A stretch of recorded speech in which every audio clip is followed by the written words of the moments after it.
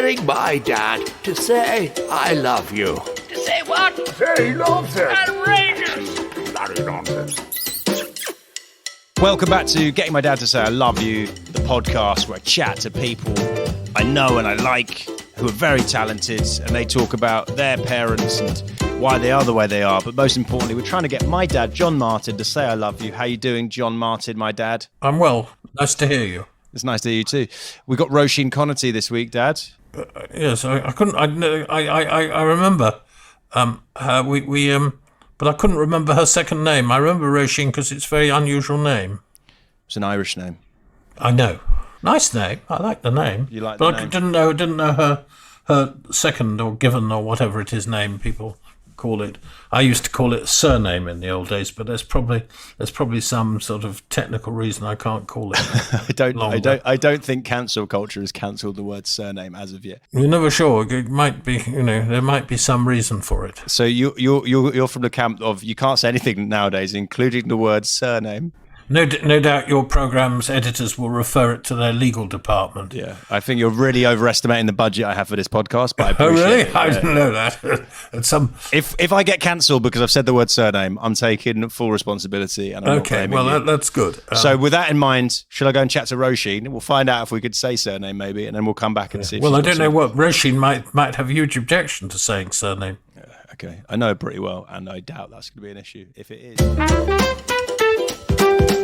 Roisin Conaty, welcome to this podcast, Getting My Dad to Say I Love You. What I always like to ask at the start of this is, have your parents said I love you to you before? Me and my mum probably say I love you to each other like 3 times a day. Oh. My dad's dead, but he did used to say I love you. Oh, that's nice. Sorry, this feels a little bit rubbing your nose in it straight out. No, it's fine. Straight out the gate, but yeah. You come from loving parents. Yes, very loving, very tactile, we say I love you at the end of every call, every single call. And my mum really goes for it with her I love you. It's like, I love you with all my heart. It's all that sort of, Wow. But she'll do it like 3 times a day. Like, well, your mum's Irish, correct? She's Irish and small. She's Irish. Do you know what, though? This is interesting because I've spoken to Carl Donnelly, whose mum is also small and Irish. And my mum is from Irish descent. But I thought that, but it just shows you that you can't just base everyone's personality on where they're from. Shock horror, guys. Xenophobia is not cool. But I thought it was like my mum's kind of a bit Irish Catholic kind of descent. And she's not very comfortable saying things like that, but I don't know if that might just be how she was probably brought up by her mum and dad as well. Yeah, I think it's different houses, I think it's probably I think there is probably a bit of, so I know I've got certain friends who've got Irish Catholic mums, and they think they never say that or like I love you or anything like that. Like only like the most serious of circumstances would the I love you bomb be brought out. They're like, is someone dying? Like, and I'm like, oh no. I know it's if you say it out the blue to someone who doesn't say it a lot, they're like, shit just went down, and you're like, no, I just had a bit of therapy and I wanted to say it. It's kind of. I've got one of my best friends who is Irish descent actually, but I don't think that's a link. But she's one of my oldest and best friends, but I can't. I'm going to make up a name for her, Kelly. And I relentlessly say, I love you, especially during lockdown and stuff like that, and she won't bite. And it's so funny. I'm like, and I had to say to her, I was like, say I love you. We're in the middle of a pandemic. And she was like, what's wrong with you? Of course I love you. But that was my closest to you and your dad. Well, I like the fact that you went and called her out on it, because I was chatting to my friend Louis out here, who's like an older comedian guy, and he's talking to me about his mum and dad, and they've both passed away. And I was saying, oh yeah, it's weird. I really want him to say it. And then he goes, you should, I think he told me, just say it and let him do his thing, and then not. And then and Hannah overheard it, and then I zoomed him and I said it, and he went, "Ah, very good." And then I went, just fucking say it. It's just, why can't you say it? But it doesn't, it's just, I've said this before, but like, people have different ways of showing their love. It doesn't have to be in saying I love you. But it's nice that your mum is so comfortable doing it. And then related to that, I'm intrigued to know, is she quite effusive in her praise of you when you achieve good things career-wise? Not really. That's the sort of weird thing. Like, she's not, she doesn't care about that stuff to the point where I think there's a sort of probably a level of disinterest in me not in a, that sounds dramatic, in a kind of, well, she calls my show Game Face, she calls FaceTime. I have to let that go. I think that's just a parent thing. They can't say words right. But it's also like you're not listening to what I'm talking about. She doesn't really care about stuff. She cares about whether I'm eating vegetables, whether I'm, how I'm getting home from a gig. She cares. She very much sort of, and then everything outside of that, she's sort of like, well, I'll leave that to you. It's sort of like, she doesn't really have much of she's definitely not a showbiz mum. Like I asked her to come to the Apollo when I did the live at the Apollo. And she was like, oh, maybe. And then I was like, it's 2 records. Oh, no way. I'm not sitting there for that long. But like, it was an absolute, like, not a hope, kind of. And I had to respect the honesty that she was like, oh God, no. She really didn't want to go anyway. And then when I told her it was 2 records in one night, it was, so no, she's not sort of like my daughter's great. And if anyone says to her like, oh, you must be so proud. My mum was like, I'm proud of both my daughters. That's what her standard answer is.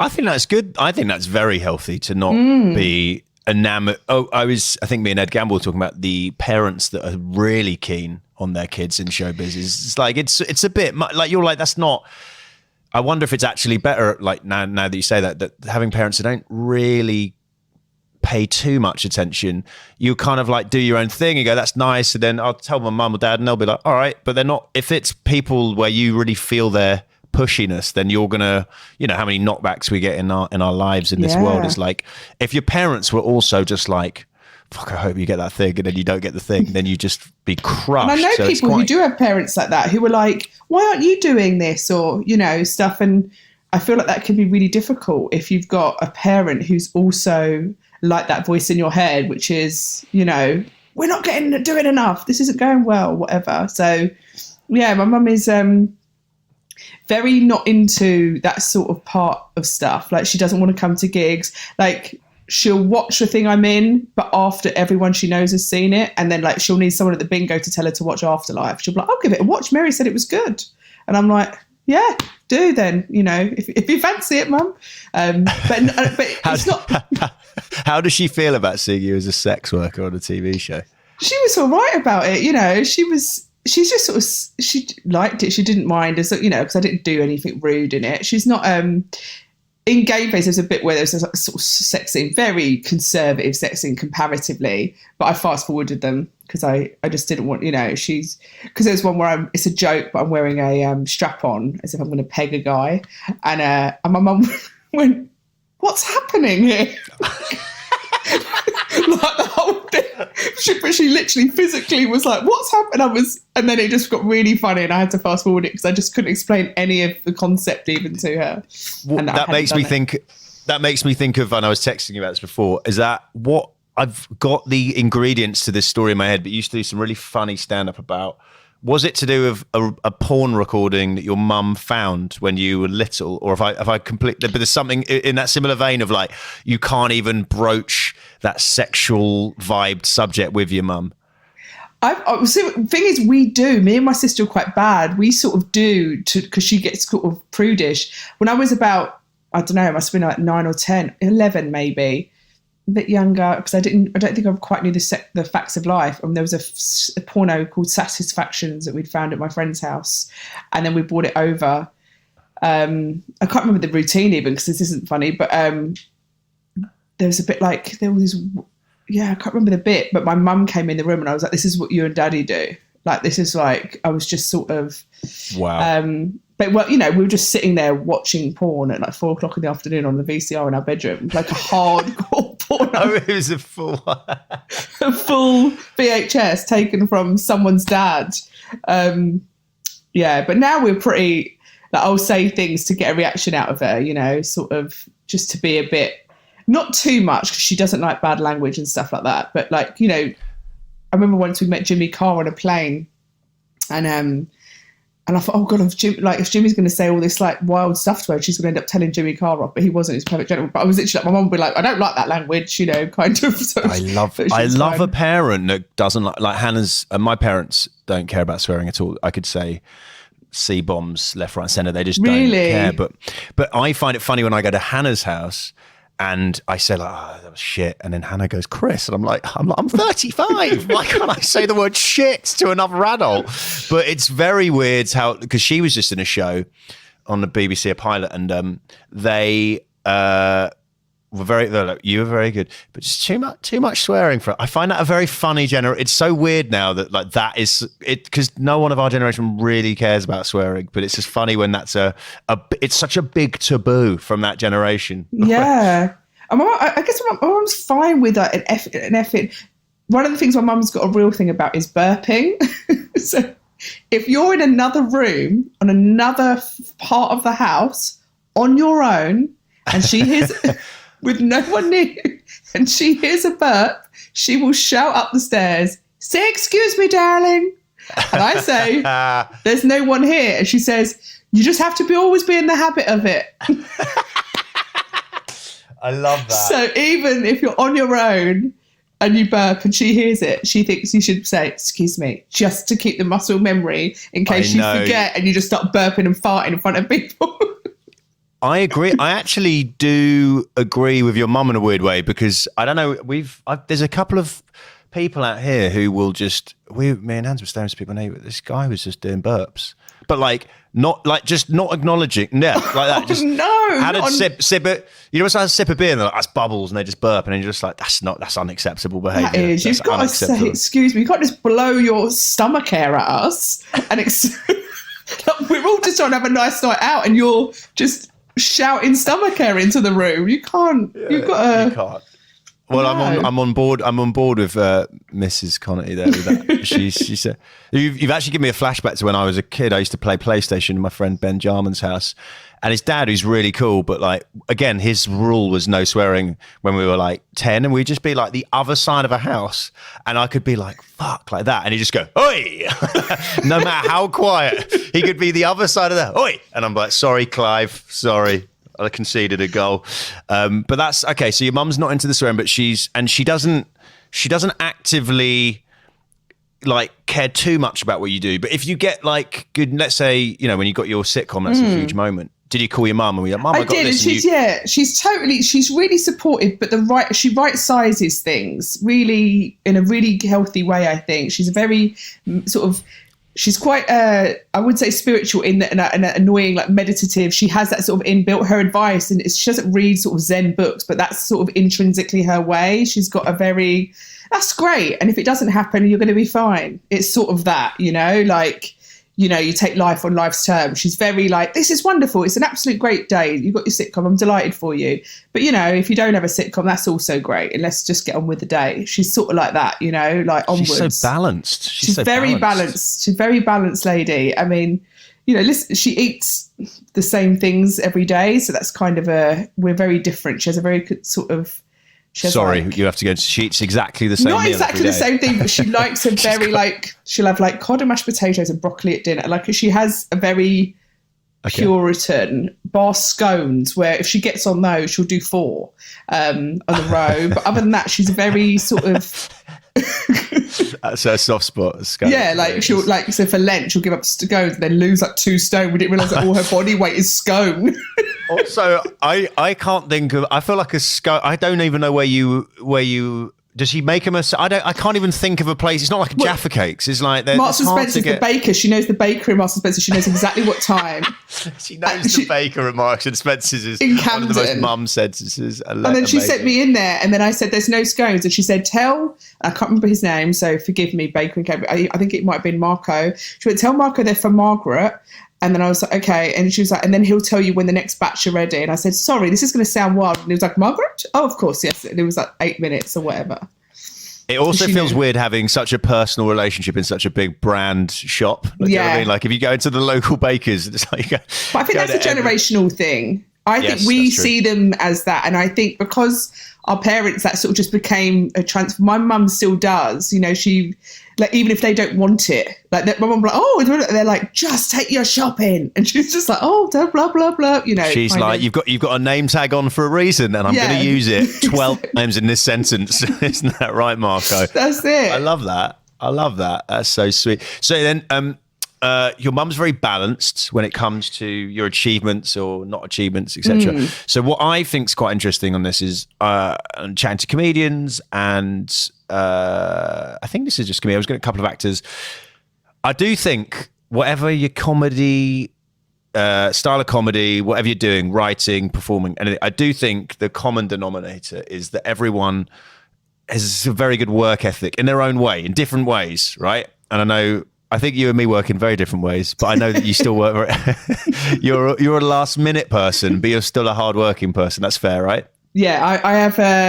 I would say my whole career is based on like spurts, very significant spurts, which sounds gross, and I'm really apologise. Don't let your mum hear that bit. No. You have to fast forward that bit.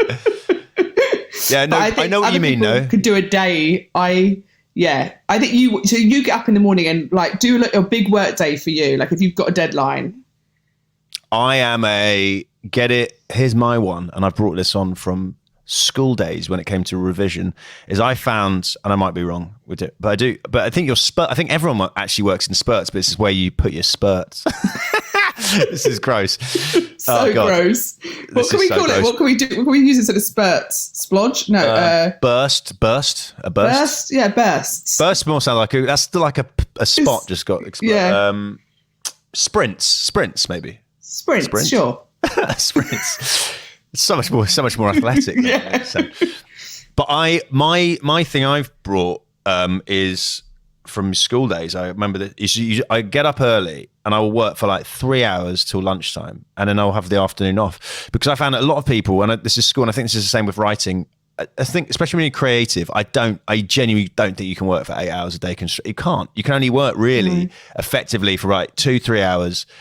But I'd like to do it early, so then I have the afternoon as a reward to relax. Ooh, but I imagine good. you go, this is a bit stressful, I don't want to do this. And then it gets to like 11 p.m. You're like, I've got to get this done by tomorrow. Is that right?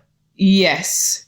I do bits. I've started doing this thing, the Pomodoro effect. So it's similar to that. It's just that, and that's changed my life a bit. I used to think, writing was this, I need this creative, I need to get all this stuff, where's my inspiration? And basically I just need a clock ticking for 25 minutes, and then I can get 25 minutes in a break, 25 minutes. And that's been really good for me. It somehow seems to bypass my anxiety and the bit of judging what I'm doing.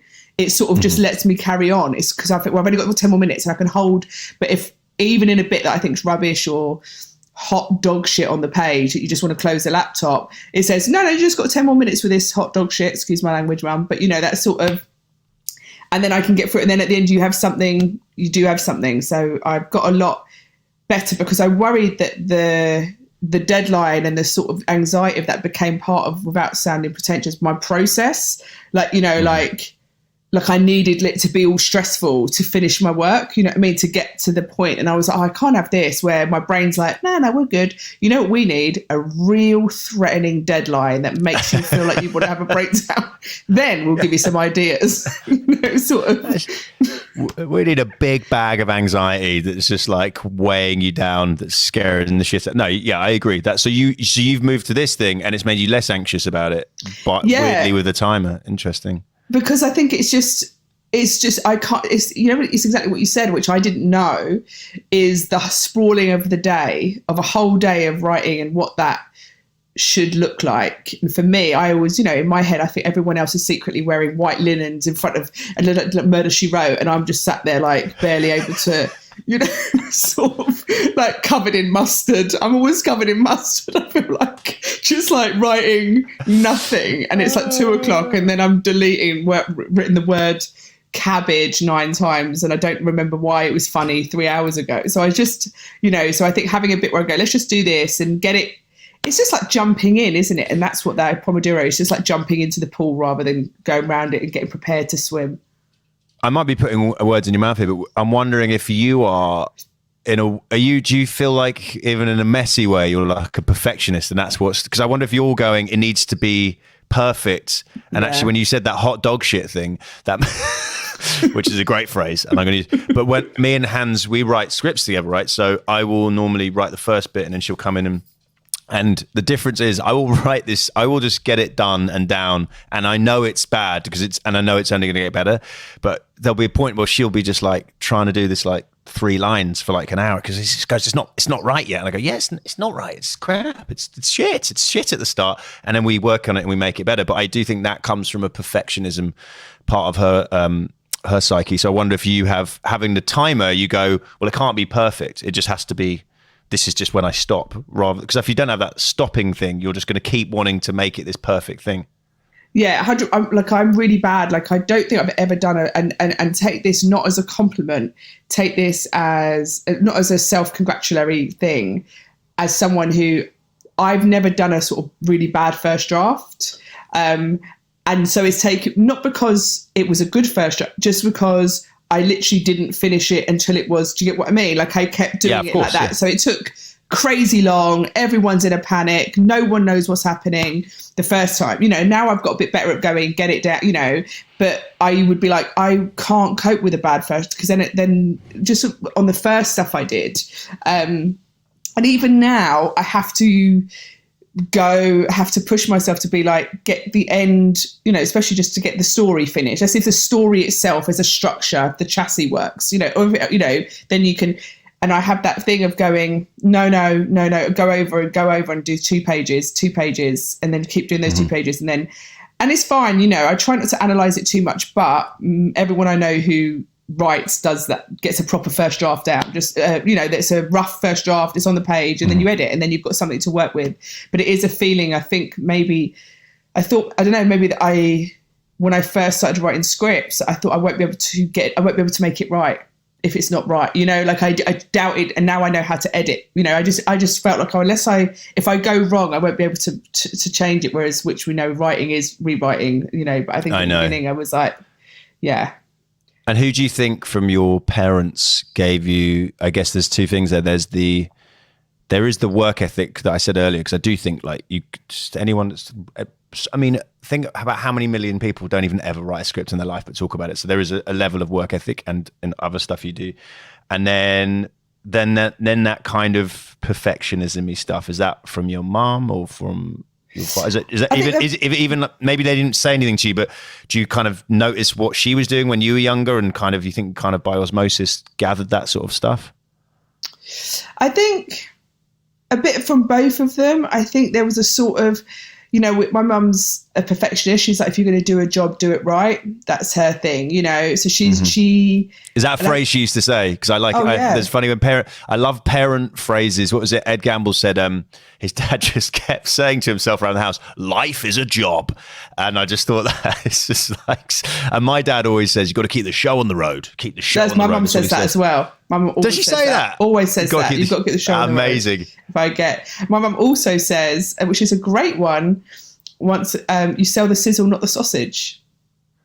About like, you know, like it's like how you the appearance. Yeah, it's, you know, a presentation. And she said to me about confidence once, and she just came out.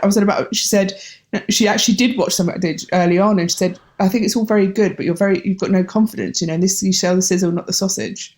It's very good. And I was like, all right. That she would do very well in Los Angeles with that attitude, because it is pure sizzle out here with very little sausage. I know. There's no sausage. I think my mum had that, and my mum does have that, and I think she has passed that down in a kind of, that comes from my mum. Like, she doesn't like cheap clothes. We didn't have a lot of money when I was growing up, but my mum always was like, it's better to have 2 expensive good things than Topshop and Primark and that sort of stuff. And I was like, but we can't afford that, so I just need to get, you know, what I need to get. And she was like, no, you know, hold. Like she'd go to secondhand shops and stuff, but she's tiny, and that, you know, tiny people can go to vintage shops and have a great day. Like, I have to try on hats all day, and that's not fun. But she's like, try on hats all day, because I'm like, this is another Victor. Everyone's trying. Everyone's like, look at all these bargains. I'm like, for you, mother, for you. I never thought of that. Such a good. People were smaller back in the day, so vintage. They're all is tiny, like, tiny people, and they're like, so everyone's like, go, you know. And it's got a bit better, but she is like, we had our jobs, and as children, I used to do the bathroom on a Thursday. That was my cleaning day, even from a very young age. And then I remember her really like getting me to do like obviously, like, I was like, sounds like Cinderella. But she was like, no, if you do a job, you do it properly. And she was like, otherwise, don't do it. Don't start a job unless you're going to finish. And so sometimes you just need to do a quick wipe, tidy up. Like it's all or nothing. Yeah. All or nothing. My mum's sort of like, no, unless you're going to do it properly. And I think that is a good thing. And ultimately, but I think that can also... you can do it in layers. Like you can do a first draft, or you can do a like quick tidy, rather than like, well, there's no point me tidying up this room unless I'm going to clear everything out today. And you go, well, no, you can still fold your clothes. All or nothing. Yeah. It's like all or nothing with your mum. So you think from her, you've had a bit more of a balanced approach to this stuff rather than the going all into every task. No, I think I'm like her. I think I don't do tasks unless I do them. And that isn't sometimes the way to do it. Do you know what I mean? I think some things are in bits. You do things, like you can sort out one drawer in your bedroom and be like, that's that drawer done. Whereas I'm like, no point doing that. Unless I want to clear out the whole bedroom, I'm not starting. And everyone's like, that's mad. That's like, That's funny. Yeah, and that's her. That's my mum's attitude. Yeah, Hans has the same thing. Her mum is a perfectionist, and she has learned that. What's the thing she always says about me? It's quite funny that I must have got from my dad. That was really, no one's going to see that, but you just turned the light on next to you. Looked like you had an idea. I literally a light bulb just popped above your head in the Zoom screen. I was like, fucking hell. That's what happens when I'm thinking. When you're thinking and I'm bringing out those ideas, bing, light bulb goes off. What's my thing she pointed out about me, which is quite funny, that I think I got from my dad, because he hated his job. But he kind of was like, do what you love and then do it. I don't think he ever said it. I just got the thing like, do something you love. And if I'm going to do that, I should really commit to it. So when it comes to like stand up or work, I'll put everything into it and try my best and be really And I think relationship wise, she might say I'm an arsehole and a terrible husband, but I do think I actually try pretty hard. Yes. And then everything else, I am just the most half-assed, but like text messages full of typos, just stuff like that. And she's like, it's a typo. I go, yeah, well, I'm not being paid to write the text message. And it doesn't matter if there's a typo in it. Or just, cleaning again. I'll be like, that's good enough. And she's like, why don't you carry that same attitude into everything? And I go, because because it takes too long. It takes too long to do everything that way. Yeah, we have. And I think because you sort of have to compartmentalize that level of, because, everything can't have it be a 10. And that I find that really difficult. And I do get that, like, I'm trying to, as I've got older, to be like, that's not a 10, it's a 4 and it's fine. So don't catastrophize and that's a level 4 thing. Mm-hmm. And not like go in, like if it's work, it's always but sort of just in your brain to ease that hot brain when you're busy, where you're like, I can't cope, it's going to be too mad. You're like, no, that's fine. That's a fun thing. It's not, and sometimes it is like, especially WhatsApp groups, when you're in like 20 WhatsApp groups, or whatever. And like, I'm glad to be, but sometimes it can be like, okay, there's a lot here. And then you have to just be like, the world's not going to end if I don't get back, like if you're tired and you're with your family or you're stressed or whatever. And I think we've got there's so many inboxes and things to check without being like, I'm so popular, but everyone is, you know what I mean? Everyone's got WhatsApp groups and da-da-da. And I think that too, and I think our parents didn't have that. And so sometimes I think their frustration with, they're like, I left you a note, you're like, yeah, there's like a lot going on. I don't think they, sort of had as much communication with anyone that we have. Do you feel worried that you're letting, and again, this is related to what you said, but I just kind of popped in my head. Do you feel, because this is something I know I feel, do you feel like when you get those messages, like if you don't think, do you feel like you're letting people down if you don't, and that, do you like kind of worry about other people, like, so much that it affects you? Yeah. And then I do this awful thing where I don't get back. I think I've got back. I don't get back. I think I'm going to get back. I'm going to make a decision on that. And I don't. And so not only have I created the thing, I've added to it. Like it's like I've lost days thinking I need to do, should I do that? But if I do, it's the perfectionist thing. If I respond to one, I have to finish them all. And I said this, there was a period during lockdown, I'd left my agent and there was a bit where my inbox was like, I feel like I should just put it in the bin. Like it's undoable. It's unredeemable. I've seen your phone and it freaks me out. You're one of those people, when I look at your phone, your red number by your emails will say it'll be like 24,000. Is that I right? took mail off of my phone because of it, because I found it it felt like a threat. So I just took the mail thing off of my phone. That's a good point. Rather It's than, not on there. I've never gone through them. And it's just hotel, you set hotels and it's like a Wi-Fi code. So it sounds all like, oh my God, I've got so many emails. And then you go through and you go, yeah, because you once signed up for a thing at a co-op, like it's, stuff like that. And I think... Can I ask you related to this? So this might not even relate to you, but Hans, she hates a phone call because she thinks when she has a phone call, she has to give her full self to the phone call and really be an amazing phone call listener. So to the point where she's like, "Oh, they call it. I don't want to speak." So she'll just shut down and not do the phone calls. Whereas I'm like, it's fun to chat to someone and kind of keep it casual. Again, I don't put my 100% into a phone call. Phone call's easiest thing for me. Interesting. I'll do 2 texts in terms of a conversation. And if someone carries on trying to have a conversation, I phone them and go, what's happening? What's going on? I can't, if they are like, oh, did you see that? I'm like, what's going on? Why are they texting me this? I find it wild that someone would think I would want to have a text conversation. I literally, that to me is the worst because I'll ignore it because I think, well, it's obviously not urgent because they're texting me nothing. So I'll do a 6-minute phone call and it's fine. And you've done the thing. You're able to check in and be like, rather than sort of feeling like sometimes I'm like, cool, or like, I've got nothing to add to this, got text, or I don't, or trying to work out sometimes if you're like, do they need to chat? Because sometimes with our friends, I think people sort of, I always feel like, oh, if you're sending a text, sometimes like, do you need a chat? Or are you just bored? But this is a generational thing. Young people hate, I FaceTime. I'm the worst. I'll just FaceTime unannounced, bang, in your living room. Oh, mate. I only think that's happening if you've done it by accident. If I say FaceTime pop up, I'm like, she's accidentally hit FaceTime on her fingers. Why would you not? This is what gets me the most. It's the most advanced way to communicate. It takes all the nuance, all of the what does that mean? What's that mean? Out of it. You get it all done in 4 or 5 minutes. You get the vibes. You get they're not up for it. They're whatever. I brought up going to see that gig. I could tell they were. You can see the thing. It's all done. Or rather than maybe on Tuesday we could do this thing, and then you're like, yeah, I'll see how it goes. And they go, so that's booked. Then you're like, I said I'll see how it goes. It's. I do agree. No, you cut out all the that makes sense. I think it feels like a lot to someone who do it. You go, well, this saved us an hour of. Oh, everyone hates me. Texting. Everyone hates me. But I think that is from my.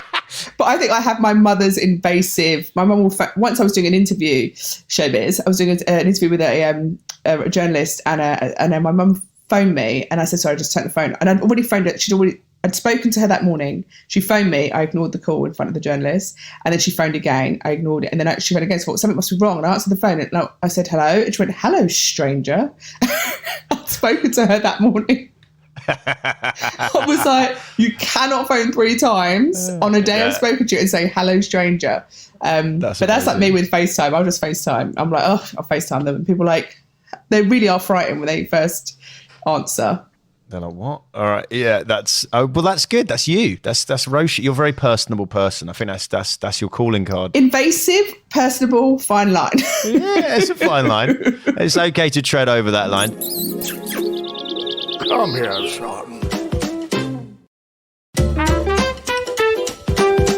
So then going back to your parents, and your perfectionism, kind of comes from your mum, and then your creativity, was that like? I think they're both really creative. My dad was really sort of poetic and very, very smart. He was went to a very good uni, and so he was intellectually very smart. My mum is unbelievably funny.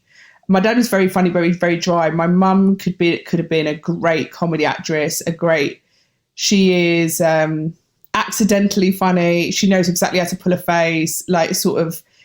She honest to God is the only person, if I'm sort of down, she can blindside me because I never really and I know everyone's parents but she can blindside me in such a way.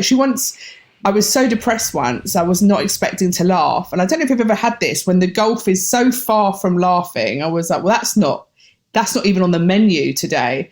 Mm-hmm. And I can't remember what she said, but it was it got me to laughing.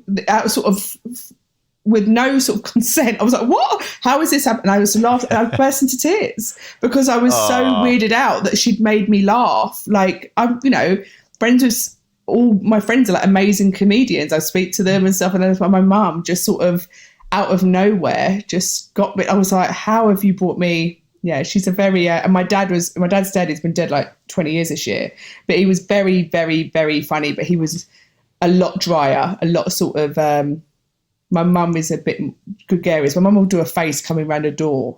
She's one of those. She'll go for the for no reason. Or she used to do a thing when I was a teenager. Whatever I was saying on the phone to my friends was in the middle of like a big gossip. She'd come in and just go, "Stop telling lies, Roisin," to drive me mad. Your mum's kind of like you. So your mum and your relationship sounds quite sisterly to someone on the outside. Well, obviously there's boundaries, but that sort of banter that's the banter I don't have with my parents. But like, did you go to boarding school? No, I didn't. I went to a private school, but not a boarding one. Okay. Why? Why did you think that's like a kind of a weird?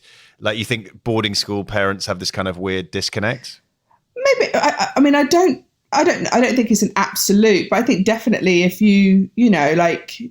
If you want to bin your kids off for 3 months, like if you going through those changes through teens and and having those arguments and learning how to navigate conflict with your parents and working out the boundaries of who you are at 11 with your mum and dad as who you are at 16 with your mum and dad to who you are with 20. Like, we're different people and our relationships keep changing, but I think if you didn't have that, then it always must be quite guarded, I think. But I also feel like my mum was very we were very sisterly in some ways, definitely. Like, she's not that. She wasn't. I'll tell you what, my mum wasn't. No discipline, or like, which sounds very contradictory. That's interesting. Just no swearing, but otherwise you could do what you want. Like a sort of no swearing, no sex. That's it. Yeah, like she was very clever, but there was a sort of like, there was a certain. There was not much discipline, I would say, comparatively. Like, we were very disciplined in terms of like, we had to be in and stuff.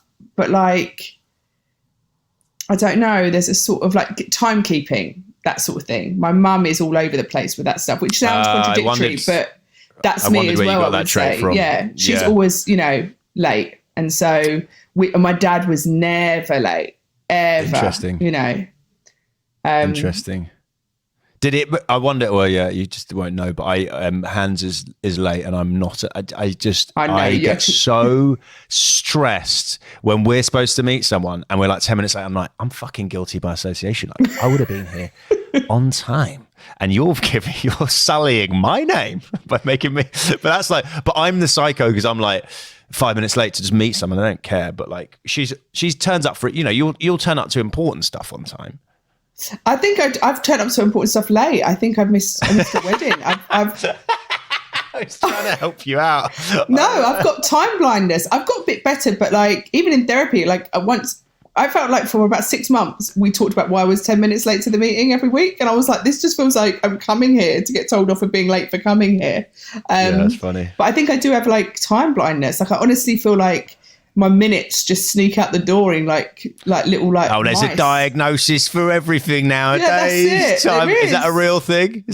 Oh no, mine is a time. Well, mine is literally time. But I'll be like this. This is what I do, and it's also like a denial. There's so much goes on it to think it's going to be fine when you have a history of it not being that you will. But your brain says this is all working absolutely fine. This feels fine, and you should be funny. Like that phrase. In my head should be like, that means you're going to be late because you've always felt this. And then there'll be a mad rush and all of a sudden you're like, oh my God, I'm going to be 10 minutes late. But if your mum never really like enforced, that's how you can't unlearn hard to change. You can't unlearn that, especially your primitive years. You're going to be that's like, it. But exactly then blame my childhood. Blame it. Let's make this blame my parents for everything. Yeah, sorry I'm late. It's my mum's fault. Exactly. for 35 years. So the creative, they both were creative, and so then when you just because how long have you been in acting? 2003, like nearly what is it? Not 18 years. So your dad had passed just before you did this as a career. Yeah. Is that right? Yeah. And then yeah. what did you do? What did you do before that? Did you have? Oh my God! I did film at uni, and then I worked in a fashion company where I sold zips. Well, I didn't sell zips, but that's like what we were doing. I was sort of just a bit lost. I was all over the place. I didn't. Sorry, you really glossed over that. I love people's old weird jobs and selling.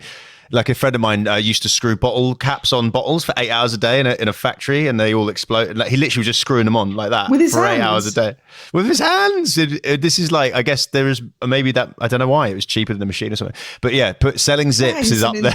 Intense thing to do with your hands. Yeah. I know. He said after 4 hours, you just be like. You know when you've been on your phone too long, you've got a bit of a weird claw. Like he just said, like you just do that, and then I think it was some bleach factory or something, and something went wrong, and it wasn't That's bleach. It was worse. something cleaning product that could explode. And he said there was a thing where the machine blew, and they all had to like run out the building. But yeah, no. So that just made me think of your zip selling. It's a little fashion company, and then. Like they sold high street, so it wasn't just zips, but I remember the zips coming in. So they worked for like Next and things like that. But I didn't have any. I was sort of a bit all over the place, and I was in downstairs. I was in Crouch End with my friend Danielle, and I've told this story a lot. But we're in a place called Pizza Bella that's not there anymore, and it's just the two of us. Only one person ever said you should be a comedian, and that's all it took. So it wasn't like everyone was always saying it to me. Danielle was really drunk. Was like, you should do comedy. I was like, I totally should. And then we went and put my name down for downstairs at the King's Head. Then like drunk me had done that. And then like 5 weeks later, I got a call from Peter Graham. And I think because it was very soon after my dad dying, the whole thing, it was all linked to that time. And I think you have a real, nothing matters in a good way as much as a bad way after anything like that happens, because you just have this perspective of like, oh, the things you're scared of happen anyway, and so it's a fucking gig, you know what I mean? Like, what the worst that's happened, it's going to be a funny dinner party story, you know, like there's no real loss, you know. And so but I didn't think I'd like it as much, and then but I think it was linked to very much my dad dying, that the period of time was, I had a fearlessness I don't think I ever would have got, if I'm being really honest. I don't know if that would have been there if that hadn't have happened. Interesting. You said he was creative. Did he have a creative job, or did you feel like, for me anyway, my dad did a job he hated, and he said, you know, like, and it wasn't creative. So I always like took that like, so like, even though it's very selfless what he did and he paid for our schools and stuff, I was like, I want to go and do a thing that I enjoy and try my best at. No, it was fun. He worked like for like Aer Lingus or like when I was younger. But yeah, he didn't do exactly the same. He didn't do what he was capable of, I don't think, you know, or where his joy would have been, you know. And I think our parent, that generation, I think there is a real luxury in that. And sometimes it can also feel a bit like a curse, because you get to do the thing you love. And then if it causes you stress, people are like, but you said you were doing the thing you love. You're like, yeah. Everything becomes work though, doesn't it? You know, and so sometimes even the things you love, and but I do think that they just didn't. I speak, you know, obviously not all parents, but I think a lot of, and I, you know, still maybe it's not, but I think there's a generation now where people are all like very aware of, you know, how you spend your life affects how you feel, you know, like it's, you can't just compartmentalize, but also because, I don't know, I feel like I just couldn't, I always felt like, this is really funny, she says, but I always felt like if I did a 9 to 5, genuinely bring it back to timekeeping, I thought if I have to do a job that starts early in the morning, I'll never do well.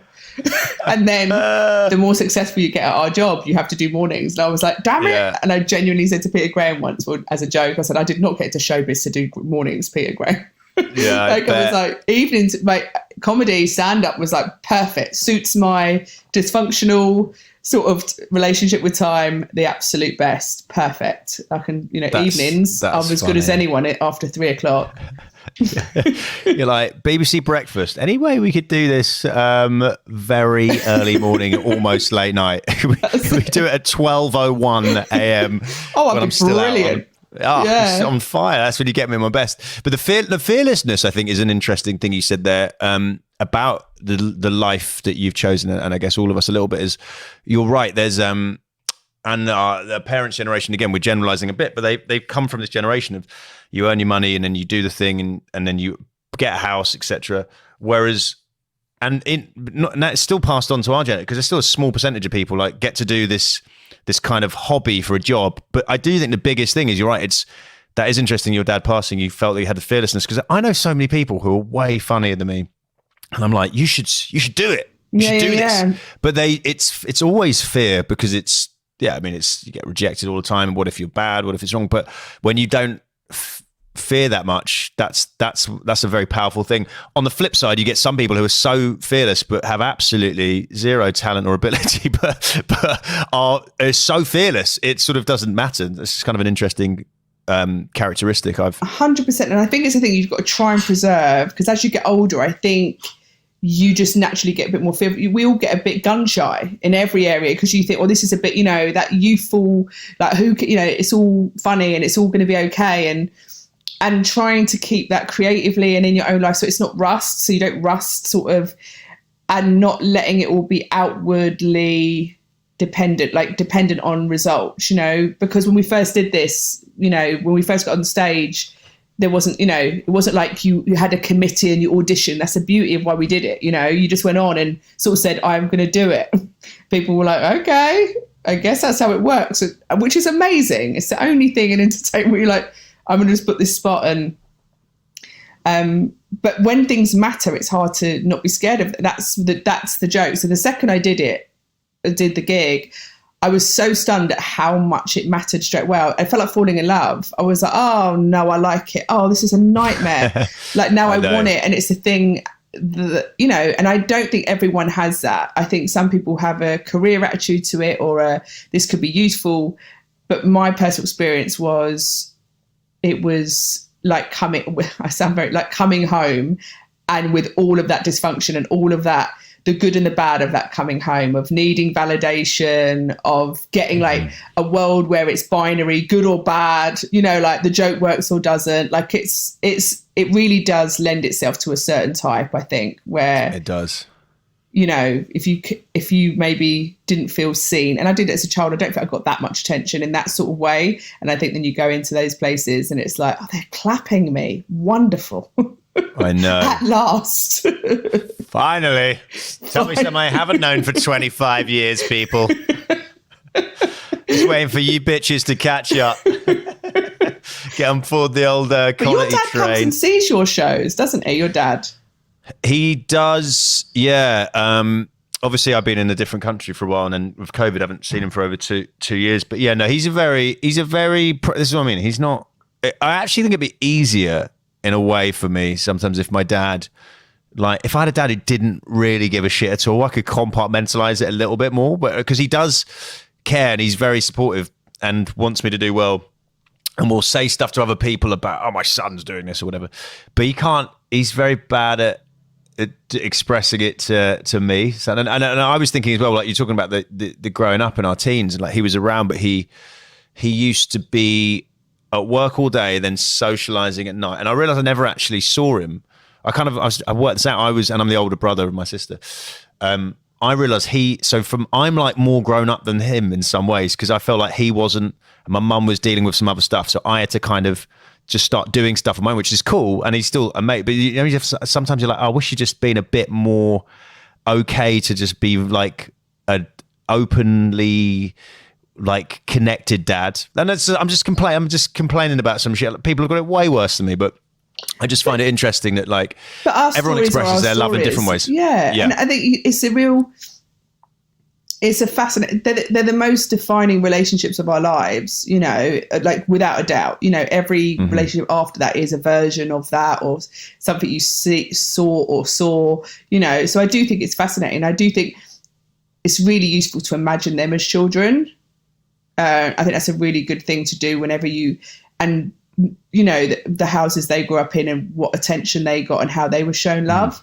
is a real, because then you think, oh God, this must be so full on. Because my mum come from a family of 12, and so she's a middle child. She's like number 5. So I'm like, did anyone even see you? Like, Mate, like how much time can you give a child when you've got 12 children and all women? Do you reckon that's why she's very that must be why she wants to show you a lot of love all the time, because she's like, oh, I didn't get this and I want to give this to you, which is kind of... I think it is. I really do think it's a sort of like, you sometimes give what you want to receive, and that's sort of, and that's how, and I think that's, and I think she did get it. Listen, I think she was loved, but I just sometimes think about attention. And I think that's what I think love and attention can be different things sometimes. I think I was loved. I knew I was loved, but I didn't get that attention sometimes, maybe. And maybe that's what you're saying. So there's an attention that's a bit different, and it's fine. And I wasn't like, but I just feel like sometimes that compulsion to go on stage, or that, and not everyone. I know it's a bit of a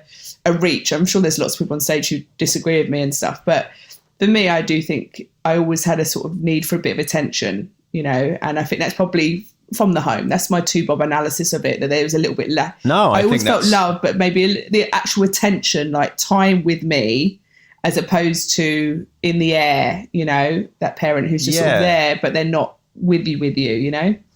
I'm no psychologist, but it makes a lot of sense that we want to be the centre of attention.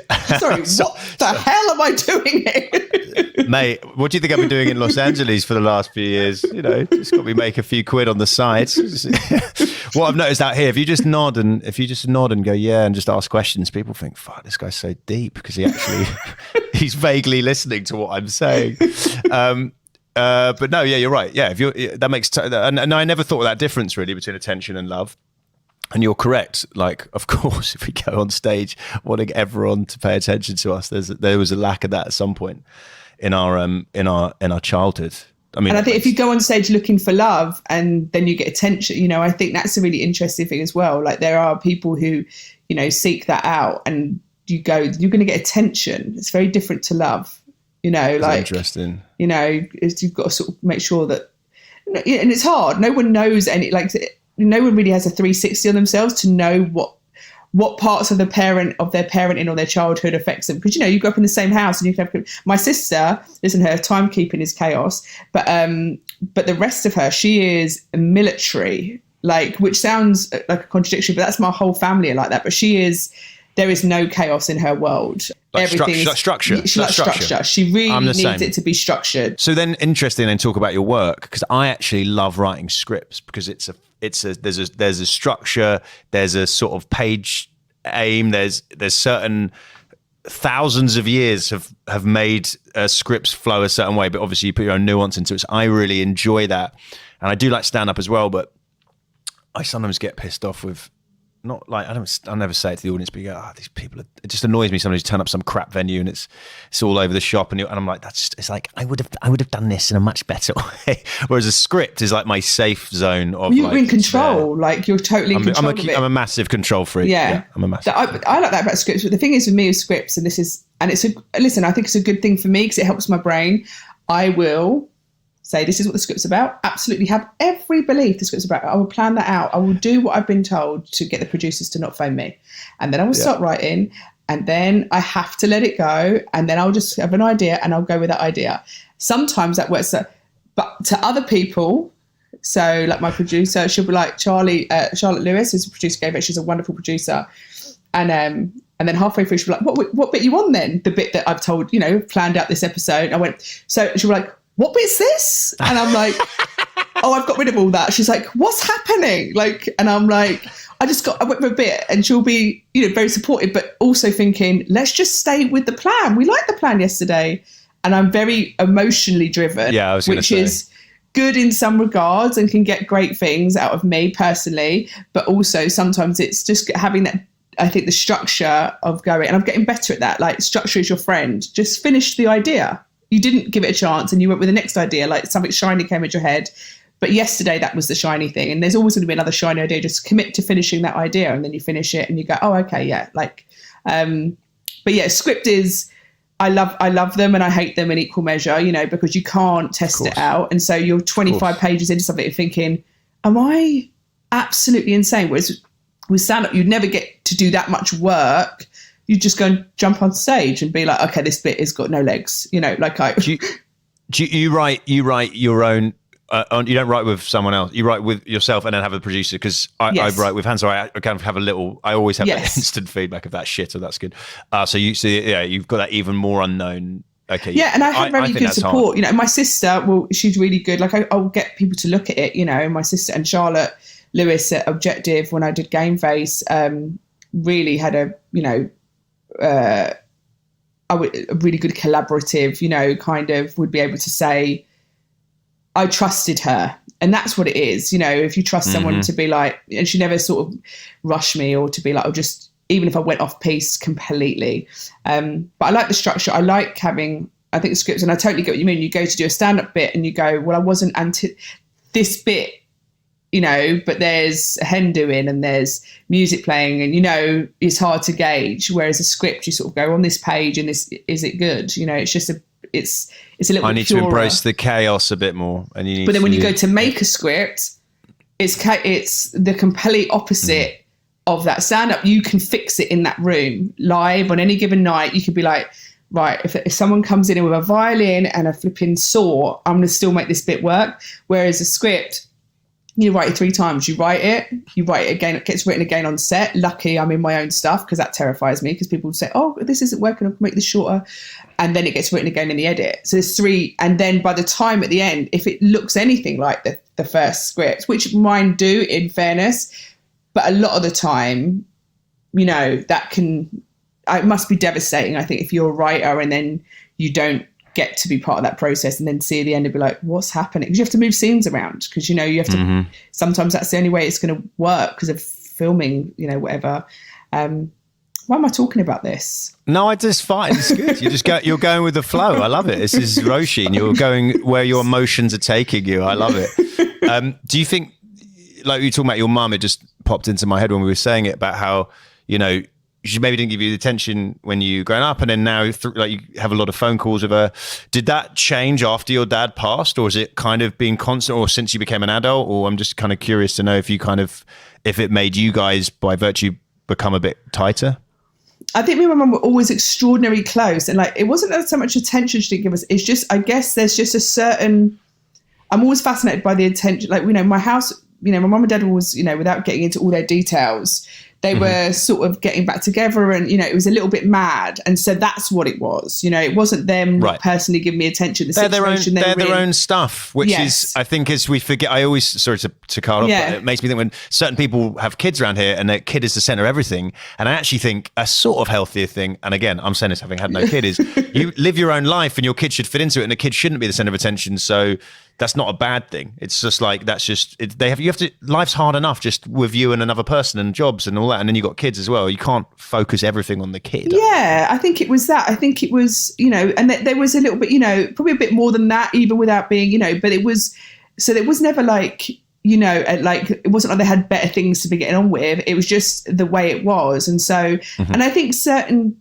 people need different attention and different, it's just what we need. And, but no, we've always been extraordinary. But when you lose a parent, it does make you. So I sort of became quite possessive of my mum, and so I have to be aware, especially during lockdown and stuff. And I think maybe a lot of people, I felt like I was, so much like, where are you? Get in, kind of. Yeah. And my mum's like she's a very independent woman, and so we've always been. Yeah, no, we've always been extraordinarily close. But I think when my dad died, you do, of course, the other parent becomes, you've experienced something. And so that parent is, and she's always been very precious. I'm extraordinarily grateful and blessed with the relationship with my mum. I don't think I could say anything to my mum. I could tell her anything. I do feel like she's so loving. That's her sort of vibe is, and, and I wish she'd had more of her own things that were nice, that's sort of and sometimes I think maybe that's what I do, to try and live a life that is, I don't know, that that they'd go, I would have liked to go at that, to do fun things and not it all to be a little bit stressful or whatever. That makes sense. No, I agree. Yeah, you want to, it's, it's good to do stuff for yourself, I think, in Yeah. this world of which is weird because you feel like a lot of people just do stuff for themselves. But I think if someone is, I know those type of people in my life, and you're like, it's very common in mums. I think they put everything into making sure everyone else is out doing a good time, and you just think, oh, like actually, my dad does that as well. He wants on a social level, everyone's having a good time. And I was just like, what about look after yourself, mate? Like there's some, you're important as well, and I think no, it's nice. I think that's good if you're chasing your dream. Chasing your dream makes it sound like chasing your dreams, but it is. Keep working hard, mate. You'll get there. That's the thing that they want, isn't it? That's what they put all that effort into, these shitty kids that are us. You know what I mean? And we are. And I think, I think you've got to love your parents for who they are, not who you want them to be or who you need them to be. Like they're human beings, and that's sort of the relation. That's sort of how I've, especially as you get older. I just think any resentment, like this isn't my story, but I know I've got friends who've got very, and I just feel like if you can, to work on that, I would suggest, get into a place where that isn't. And I think it's fascinating because you do see yourself in your parents, and I think it's funny that we are made from other people, and then we just have bits of other people that think, oh, that's them, oh, that's this, and in a family we just all have these little bits. Yeah, especially as you get older, I agree. You go, oh, that's weird, and then I find that. I found going out with hands, it's like you before that I was like, oh, I'm doing stuff this way, and then you're like, you're right, that is weird that I do that thing, and then you're like, oh, and then you go, I think I do that because of that person in my life. I'm not blaming them, but you do all our fears, insecurities, and our actions we're like a cocktail. We're like a weird cocktail of these humans that made us. And but you're right, don't hold resentment, that life's too short for that. You just gotta you could accept them for who they were and just try and be the if you can. Obviously, some people, we're relatively very lucky, and then certain people have to. So I have to remember that some people got really horrendous relationships with their parents and stuff, And I'm into generational trauma. I've been reading all that, like this stuff. I do think you could pass all that stuff down, that's why I'm fascinated with my, my dad's childhood and my mum. I'm always like trying to get as much information. I'm trying to like record that my mum, obviously, because my dad's that, so that's why I think FaceTime, but like even with photo, like, people take photos. I'm like, take a video. Like we're going to want videos. I'm always the person who's taking videos. I was Zoom videoing over lockdown because I thought I literally was like, you might die and I'm in another country. Literally but I was like, and I realized that we don't, and again, I think if we were like, you and me were like a generation below, we'd probably be videoing shit all the time. But like, we didn't have a cat. I've just not really got that many videos of my family at all. And then I suddenly had that thought, and I was like, oh, then you want to just have this and show. It'd be kind of crazy to. Like we had kids who go, have you got any videos of a granddad? And I was like, oh no, and they're like, oh, probably weren't around in your time. I was like, no, it was literally there's no excuse apart from me being lazy. I had one in my pocket the whole time. I had a video camera. But also just ask them about their childhood, and then like, and ask the more specific you'll get 3 answers a day that you're like, what? I know. Like, I love a revelation. I love a revelation of just like, because again, you just see them as you were younger and a kid, and you're like, oh God, you were. Yeah, I'm like fat. I'd love to just like go back in time and just watch my dad as a school kid, and it would just be so fun. It just an eccentric human, so it'd be very fascinating for me to watch. When I went to New York, I met my auntie, my dad's sister, his family in America, and then I said about his childhood, and I said, oh, what was this sort of, and then she went, well, I got this sign. I was like, oh God, like like, and then she said, there was the goose, and I said, what happened?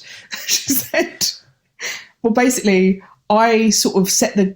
Do you say goose or geese? Goose is a singular. If it's one, it's a goose. Yeah. For a second there, I just thought, are they different? I know. Yeah. So she set a goose on my dad, and basically every day for like in their farm, like my dad was like 4 or 5. The goose would attack him, and I thought that's pretty bad. But it was such a silly, like it was a silly thing. But it was also like that's all I had. Like I was, tell me something about him, the goose. Well, didn't expect it to be so taking the goose story. Yeah, I was like, but she was sort of like, he was very fond of that goose, and I was like, of course he was. But that's sort of just the idea of that. that you can, the stories, I don't know, that pass down about your parents as well, that people, when you ask other people about a dead parent, the information you get is always wild, like wildly inappropriate. And I know my dad would be annoyed. He'd be like, really? That's the bit? You're going to tell her about that woman I went with when I was 17? Like, I know. I know. They don't want to hear that. Yeah, especially if that. My dad doesn't want. I want to know all about his like past love life and all that. And he I think he almost goes, don't bring it. Like he's going to bring it up, and then my mum's going to divorce him in like retrospect because of it or something weird. But yeah, that's so fun. I quite like that though as well. That that they do have that sort of like, well, I'm married now, or I'm like, since it is sort of bad form to bring it all up. Yeah. My information you need to know about started when I met your mother at 25. Everything else is irrelevant. Yeah, that's it. I quite like that. Mate, Roche, this has been so fun. It's been great. Has it been all right? You'll have something. You can chop into that. There's at least 3 minutes we can use. Before we wrap it up, there's two things I've been getting people to do. So if your mum listened to this, does she even understand what a podcast is? Does she? Because she does, but I mean, she 100% would pretend she didn't, so she didn't have to listen to it because she won't she won't engage with things. Would you? Well, you've kind of been so complimentary anyway. But is there anything like if your mum's listening, you just like to say to her, just like a nice, honest thing for your mum? Oh, she loves a compliment. My mum. What would I say? Something about how she's dressed, surely, even without seeing her. She'd love that. She likes compliments on her jobs. So, like, if she's done something, so what's she done recently? Maybe the sitting room. It looks really great. Stuff like that. I would say she does a great job. You do you're really good at the things you do. Lovely. That's nice. And I love her with every bone in my body. I love it. Mate, I love the love. I'm all about that. And then finally, speaking of that, you've linked nicely to, I'm getting every guest to encourage my dad to not be afraid to say I love you to me. So, and then I'll play him this, and then we'll get his little feedback. So, anything to sort of help John Martin? I think he's obviously got a bit of hesitancy around the I love you bomb. So maybe try other languages first. What do you mean, like in French? Maybe a little I love you in Greek, Spanish. Let him find the phrase. Maybe the sounds I love you are a bit like, oh, too much. So let him, and you know what it means, because sometimes that is the, I just can't wait for my dad to say I love you in Mandarin to me. Or get your own phrase. Like sometimes in romantic relationships, you just like buttons, and buttons means I love you, and they go buttons, and you're like buttons. And then, so you say that to me, you go, listen, you don't want to say I love you, but we're going to have a word or a phrase that equals that. And that might be Robocop, and it might be chicken masala, but you both know that word stands for I love you. And you're giving him I think once you give him a lot of options, and then he finds himself saying chicken masala at the end of the call, he probably will start saying I love you. I think he'll forget that we've established that as a thing, and he'll be like, I would like a chicken masala. You're offering stuff. Yeah. Roche, that's absolutely excellent. I appreciate it. That's the only person to have offered chicken masala instead of I love you, but I like it. Mate, you've been awesome. Before you go, because your flatmate's cooking you dinner by the sound of it, which is speaking of chicken masala, everything, look at that, seamless. Lovely stuff. It's such a treat to see you. I know. Before I go though, do you want to plug anything to people where they can? No, you don't want to plug anything. My show's on in the States, isn't it? Game Face is on Hulu. And Afterlife is on Netflix. Lovely seeing you from afar doing good things. Oh, thank you, my love. Maybe try other languages. Or get your own phrase. Buttons. Robocop. Dad, that was Roisin's advice. I quite like that. Is there any other languages you can say I love you in? I could say it in French. How do you say in French? J'aime. I quite like that. I think j'aime is just I love, isn't it? Yeah, there's no you in there. You have to put a vu or a tu. Tu. J'aime tout. There we go. I've got it in French. Yeah, you're absolutely right. Yes, you need and tu is the personal rather than vu, which is the don't know if that counts. God, I learnt that at school so long ago. God. Well, there we go. Trip down memory lane for you. What about, I quite like the idea of a random word that we both know means I love. I think this is a good way of bringing it up. How do you feel about that? Yeah, I'm less keen on the chicken tikka masala, I think. That might be a bit hot and curry. Sounds like it's got a bomb in it. I don't want to eat Oh, it. is it tikka masala? Sorry, tikka, I mean, what's it called? Tikka. Well, what about different word what about different word? Any other, what one word would be like, oh, that's a nice word that we could share between each other that means love? Gosh. Think of a word, any word. J'amour? Why have you gone French again? What about an I English don't word? know, I thought French is more sort of, Okay. it's a more subtle language for these things. Okay, bibliothèque. How about that? Bibliothèque. Oh, God, that's so old, dusty old men in looking at old books. Sort of people I deal with. What about a random English word? What random English word could we use as a word that means Churchyard. church? All right, tell people to come back next week and we'll see if we can get to say the phrase in real life. Come back next week, it's good. Dad, I love you. See you next week. Yes. A podcast from producer Paul.co.uk.